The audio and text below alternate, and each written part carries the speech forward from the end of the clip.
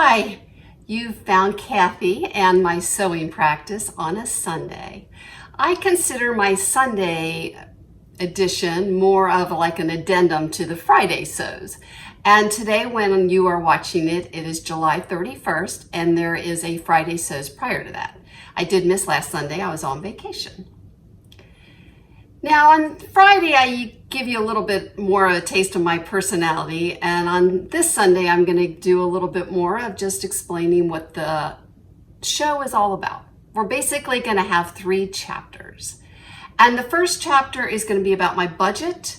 Now, when I get to my budget, I did leave out one item, and that is I bought a ruler for $18, and I forgot to put that in there.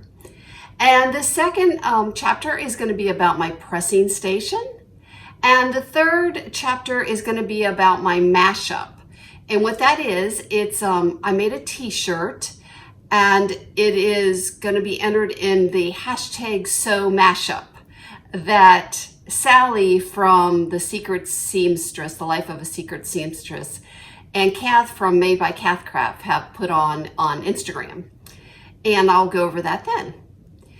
Now, I always have a lot of information on the description below. So if you're watching it on a computer, you might see like, I'll have my name and then below it some words and then ... more. So click on that and you're going to get a lot more information. And in there, I'll have things that I've referred to. I'll have my measurements. I have a short bio. I do not have any affiliate links. I'm still a pretty new channel, but I do have one coupon code. And that's what you're going to find if you go to the description. And while you're there, if you want to go ahead and subscribe, that would be great. More importantly, if you're new, I would love to get to know you. So please introduce yourself in the comments. Yeah, so do that. So, okay, so the first chapter is now going to start. And again, it's on my budget.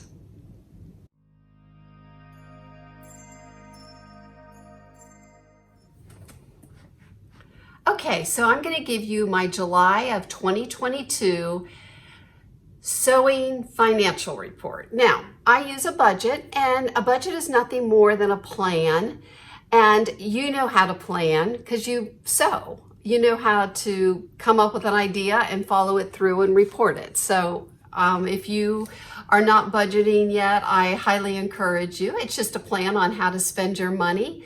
And it just takes away the stress from every time you make a purchase. You know that you do have the money for it because you've allocated it.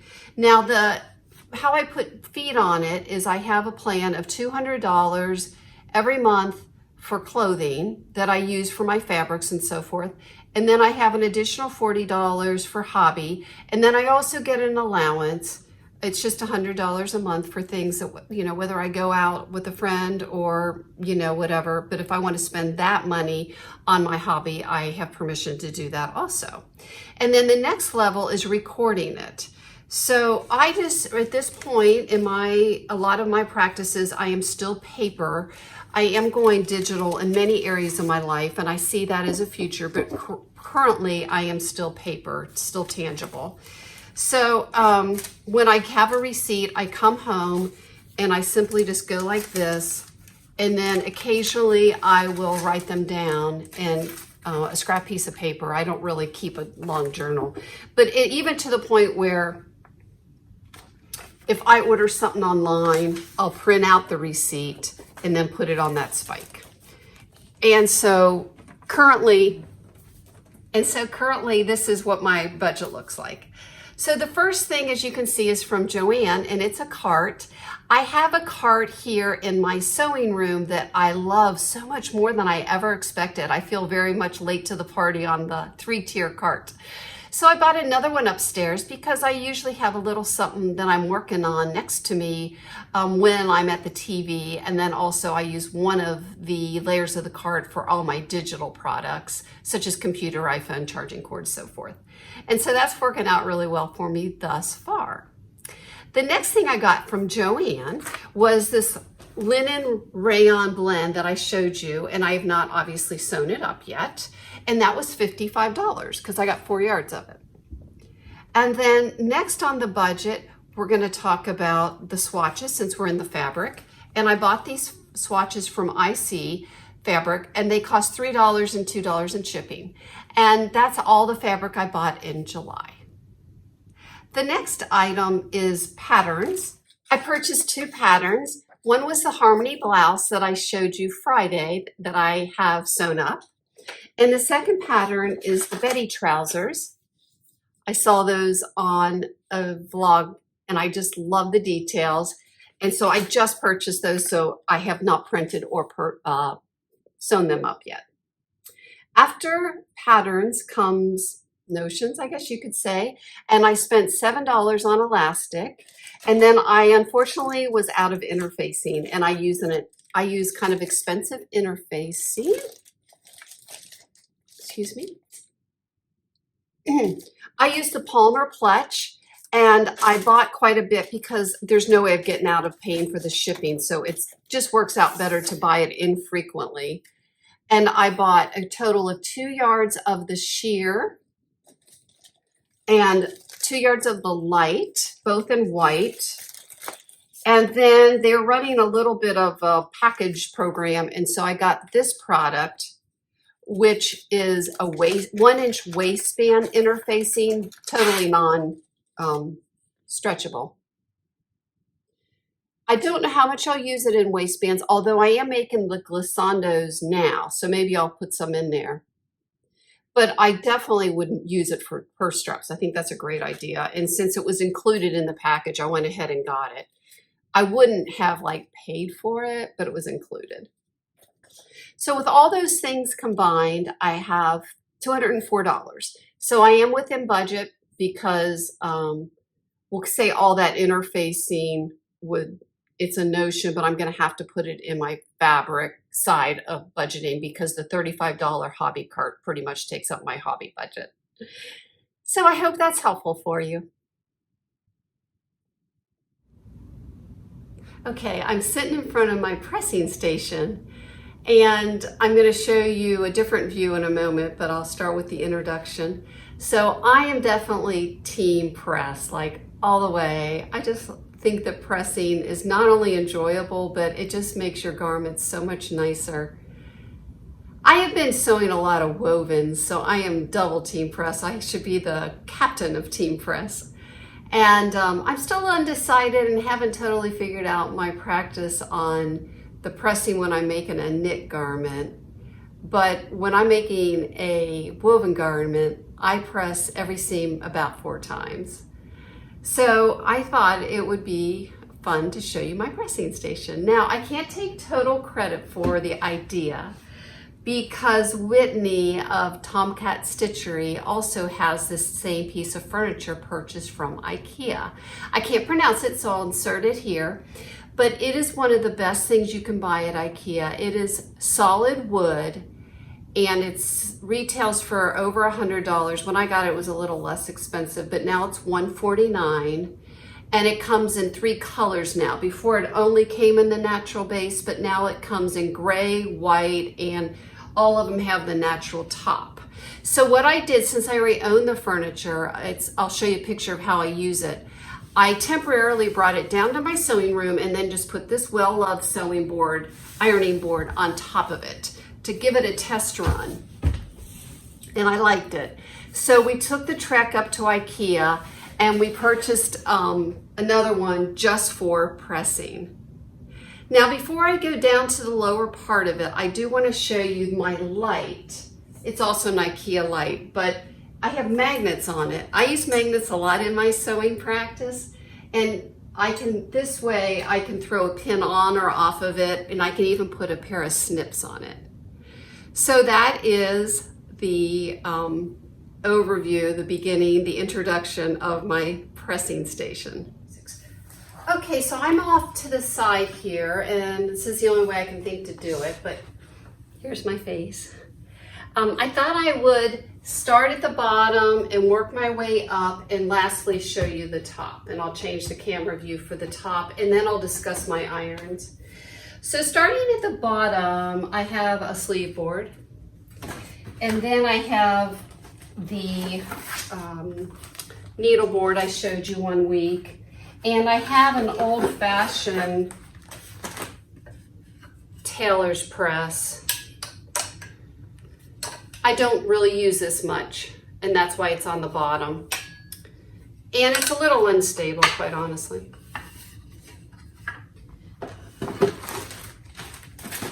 To the right of that, I have my things I use to fill my iron with.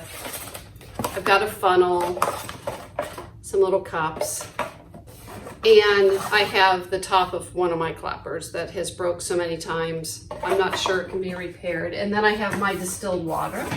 Going up to the next shelf, I have a mallet.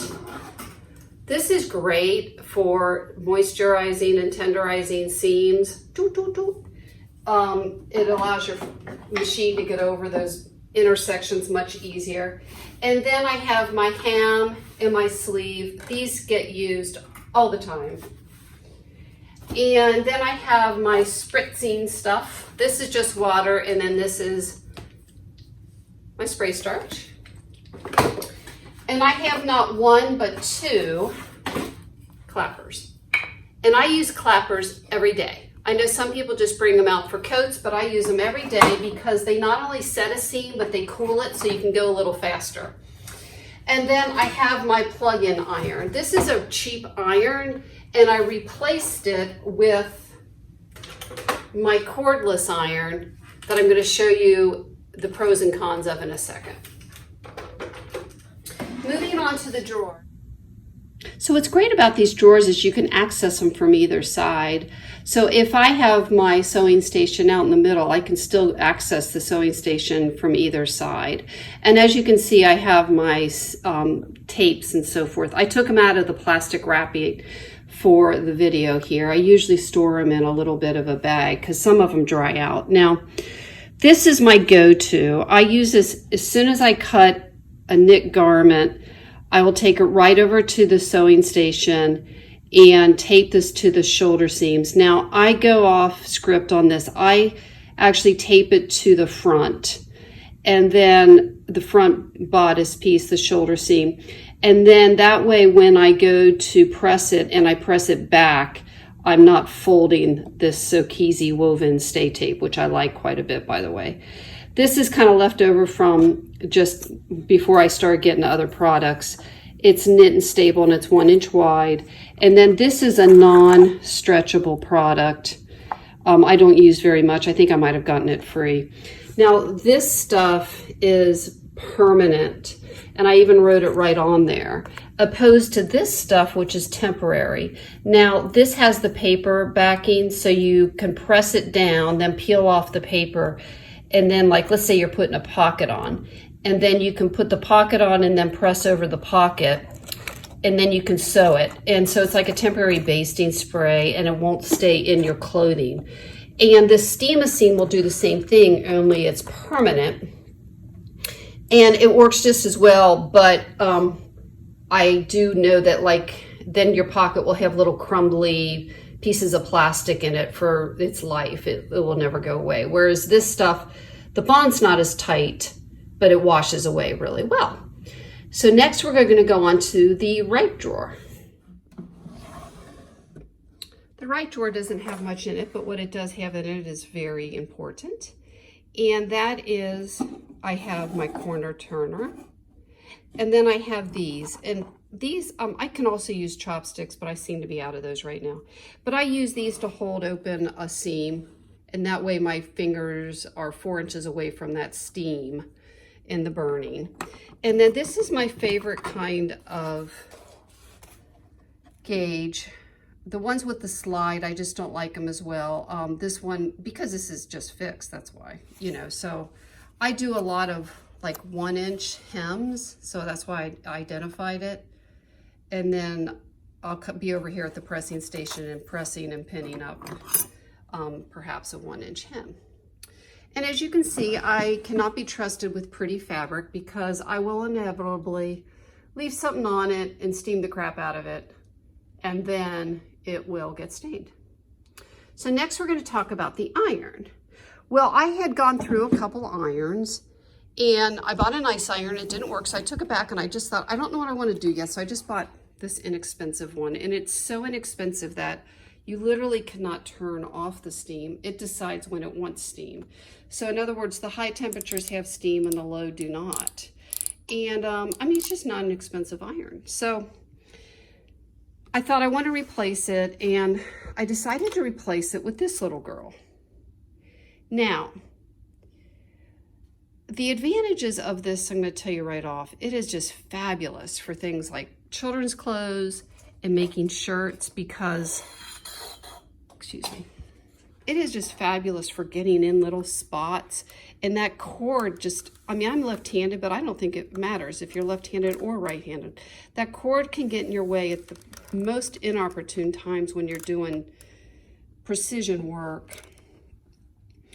And so this one eliminates the cord, and it has a point on both sides. It has 3 temperature settings, and then it has steam, of course. And then it has your regular, you can turn it on and off in medium. It only heats up when it's on the base. And then you just press this button to get what you want, and it's flashing until it's warm. So the obvious disadvantage is that it's going to cool off. So if you're doing something long, like a week's worth of ironing back in the day, you wouldn't want this iron. But it's really good for the day-to-day sewing, except for 2 steps. And one is you need to go to this little hot mama when you are block fusing your interfacing and when you're ironing on a patch. So I still need to have this iron in my room. And there are times I'll have them both on, believe it or not. And that's the story of that. So again, that's the overview of my ironing station. And I love to press. Okay, so here we are at chapter 3, and I made a t-shirt and I mashed 2 patterns together. So we'll start with my favorite t-shirt, and it is the Plantain by Deer & Doe. I generally use a size 48 in this pattern. Yes, just making sure. And then the Wren, I just love the statement sleeve. And oh, by the way, I have one on right now. Isn't that the cutest sleeve? It has a seam going through it and it brings it in. I suppose that's called a lantern sleeve. But I just think this is a really cute top. And I don't have what size I make in this, but you get the idea. My measurements are below. Okay, so for the knit, I used a Minerva knit. I'm gonna look down at my computer. It's called the Organic Core Range Jersey Knit in Forest Green. And then I had ordered a Core Range Cotton Jersey Stretch Knit fabric. It's a stripe in ochre as a sample because I wanted to see if I would like it, and spoiler alert, I do.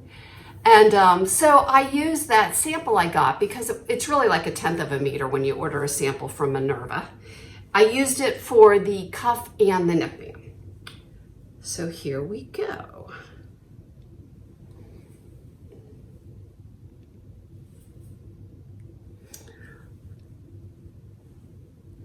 There's the cuff. And here's that detail on the sleeve.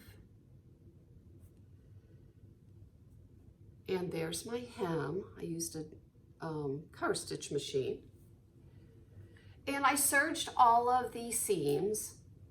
And additionally, since I knew that that statement sleeve was going to have some volume and it might be a little more limp since it's not in a crisp fabric, I added a little bit of a pad. And I took a picture of this before I put it in so you could see what it looks like beforehand.